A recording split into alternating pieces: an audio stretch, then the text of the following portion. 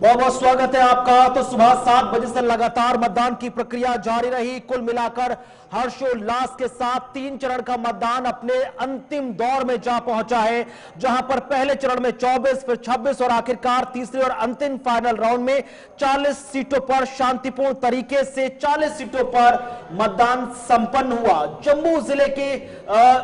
संभाग के 4 जिले और कश्मीर संभाग के 3 जिलों को मिलाकर कुल 40 सीटों पर आज शांतिपूर्ण तरीके से मतदान संपन्न हुआ, जिसके बाद यह कहा जा रहा है कि लोकतंत्र का महापर्व जो 10 साल बाद जम्मू कश्मीर में पूर्ण हर्षोल्लास के साथ मनाया गया, ट्रांसपेरेंट, भयमुक्त और पारदर्शी तरीके से मतदान की प्रक्रिया संपन्न होती हुई नजर आई। और इसी के साथ तीनों चरणों में 86 लाख से ज्यादा जम्मू कश्मीर के बाशिंदे अपनी अपनी पसंदीदा उम्मीदवार को लेकर जमकर मतदान करते हुए नजर आए। और इस पूरी नॉन स्टॉप इलेक्शन कवरेज पर मैं, मेरे सहयोगी इशफाक गौहर और आसिफ रशीद दोनों मौजूद है, जो पूरे इस अब तक के जो 3 सेशन रहे, 3 चरण रहे, उस पर क्या कुछ आउटकम निकल कर आया है, विस्तार से चर्चा को आगे बढ़ाएंगे। तो इशफाक जी, शुरुआत आप ही से कर रहा हूं, क्योंकि जो तीसरा फाइनल राउंड अपने आप में बेहद ऐतिहासिक रहा। कहा जा रहा था कि भाई तीसरा फाइनल राउंड 40 सीटें हैं, तो संभावना बढ़ रही थी कि कहीं ऐसा ना हो एक भी खबर निकल कर आए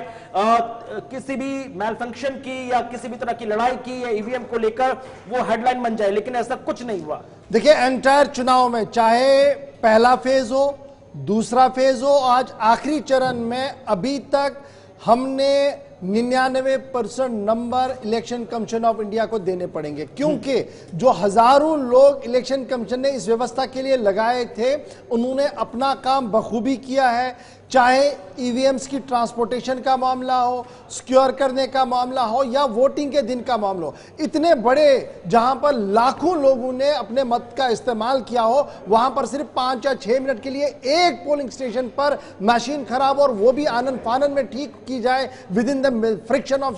मिनट्स उसको ठीक किया जाए, तो कहीं ना कहीं आपको यह मानना पड़ेगा कि कमीशन ने यह साफ कर दिया है कि पारदर्शिता भी है, अकाउंटेबिलिटी भी है, और जहां पर उन्हें लगता है कि हैमर करने की जरूरत है, वहां पर वो चीजें भी कर रहे हैं। यही वजह है कि ये जो आखिरी पड़ाव है, जहां पर आज भी लाखों लोगों ने अपने वोट का इस्तेमाल किया है, और आखिरी इतला मिलने तक जो फार फ्लंग एरियाज के अंदर भी पोलिंग स्टेशंस थे, वहां 6 बजे के बाद, 7 बजे के बाद भी वोटिंग कंटिन्यू रही, क्योंकि लोग अंदर आ चुके थे डेडलाइन के बावजूद ही। तो वो ये जो उत्साह था, फाइनली ये पीसफुली कंक्लूड हुआ है, और मुबारकबादी के हकदार न सिर्फ इलेक्शन कमीशन ऑफ इंडिया है, बल्कि यहां के लोकल लोग हैं जो पिछले 10 साल से इस चीज का इंतजार कर रहे थे कि कब यह बिगुल बजेगा, कब यह चुनाव की बिसात सजेगी, और कब वो यहां पर अपने वोट का इस्तेमाल करेंगे। तो दूसरा पड़ाव कमीशन के बाद आम लोग जिन्होंने इसको फॉलो किया और एक ट्रेडिशन के तौर पर नहीं बल्कि एक फेस्टिवल के तौर पर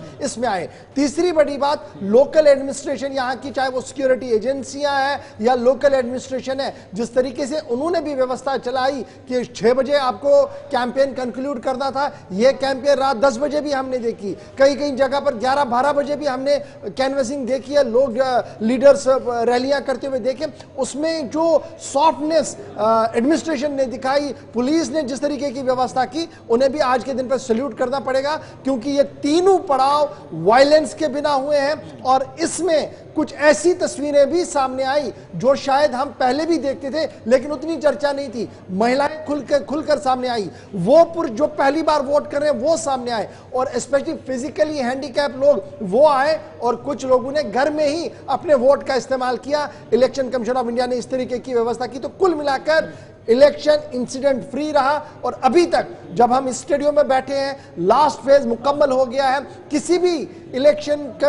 भी पॉलिटिकल पार्टी ने इलेक्शन कमीशन ऑफ इंडिया पर कोई सवाल नहीं उठाया है। अगरचे एक ट्वीट जरूर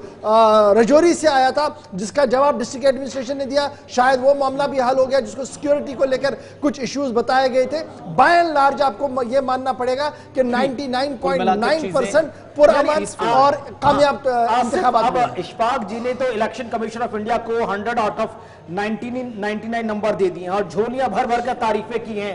तमाम लोगों की, सुरक्षा बलों की। आपका भी यही नजरिया है कि वाकई में काबिल तारीफ हर एक व्यक्ति है जम्मू कश्मीर का, हर एक सिटीजन जो वोट डालने जा रहा था, कैंपेन कर रहा था, पॉलिटिकल पार्टीज को सपोर्ट कर रहा था। इलेक्शन कमीशन ऑफ इंडिया का हर एक कर्मचारी जो फर्स्ट फेज से लेकर थर्ड फेज तक लगातार बिना किसी स्ट्रेस के लगातार काम करता रहा और साथ ही साथ जितनी सुरक्षा बलों के तमाम जवान ड्यूटीज पर तैनात रहे, इस लोकतंत्र के महापर्व को एकदम निष्पक्ष तरीके से भयमुक्त माहौल में एग्जीक्यूट कराने के लिए यकीनन तारीफ होनी चाहिए। दो चार चीजें बड़ी इंपॉर्टेंट है। आज जब हम पूरे तीनों फेसेस को कंक्लूड कर रहे हैं, 90 असेंबली कॉन्स्टिट्यूंसीज में आप देखेंगे 873 उम्मीदवार जिनकी किस्मत का फैसला 8 अक्टूबर 2024 की दोपहर होते होते हो जाएगा। लेकिन सबसे इंपॉर्टेंट चीज थी कि क्या इनको वोट डालने के लिए कोई बाहर निकलेगा या नहीं। अधिकतर वो हिस्से या तो पोल परसेंटेज कभी डबल डिजिट में नहीं जाता था, इसमें बहुत सारे कारण थे, सिक्योरिटी का इशू था, लॉ एंड ऑर्डर, बहुत सारी बातें हम जब हम पास्ट में चले जाएंगे तो याद आएंगी। लेकिन समय गुजरने के साथ साथ इस बार आप देखिए वो एरियाज जहां पर आगे चलकर जब इशफाक से कुछ इसको लेकर सवाल रहेंगे, क्योंकि इनने 96 के बाद कॉन्टिन्यूसली कवरेज की है अलग अलग इलाकों से, तो आप देखेंगे कि जिन एरियाज में पोल बॉयकॉट होता था बहुत ज्यादा असर और नेगेटिव इंपैक्ट होता था। लेकिन आज बदलाव कैसे हुआ, पहली खबर जो बता रहे हैं वो इसका प्रतीक है और ये बताने के लिए काफी है कि जो एक्टिव मिलिटेंट्स हैं, जो आतंकवादी हैं, उनके माता पिता भी बाहर आए। कहा कि तमाम लोग सामने आ रहे हैं, वोट डाल रहे हैं, डेमोक्रेटिक प्रोसेस का हिस्सा बन रहे हैं। जो लोग एक्टिव मिलिटेंट्स के साथ रहते थे वो भी, जमाते इस्लामी के लोग भी, हुर्रियत कॉन्फ्रेंस के लोग भी, और वो तमाम लोग जो बॉयकॉट कॉल पर या बंद कॉल पर चुनावी पूरी इस प्रक्रिया से दूर रहते थे, वो लोग भी वोट डाल रहे हैं। तो आज उन माता पिता ने जिनके बच्चे एक्टिव मिलिटेंट्स हैं,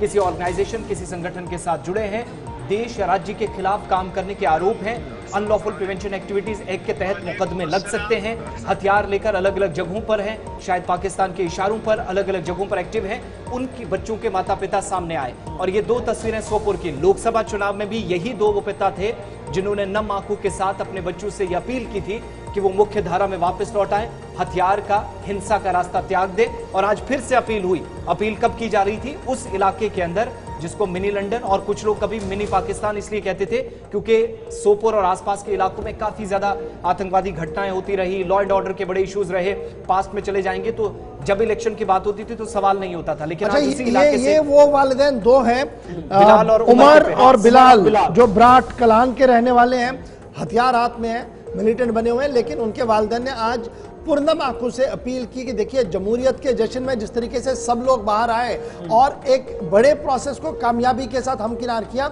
आप लोग भी वायलेंस को छोड़कर वापस कौमी दायरे में आए। ये एक बड़ी बात है। लेकिन कुणाल, मैं आपकी बात पर जरा एक और एड ऑन करूं कि election commission, state government, central एजेंसियां और सेंटर के अंदर बैठी हुकूमत को पीठ थपथपानी पड़ेगी। ये मैं नहीं बता रहा हूं, ये मैं इसलिए बता रहा हूं क्योंकि जमात इस्लामिया जिस पर प्रतिबंध लगा है,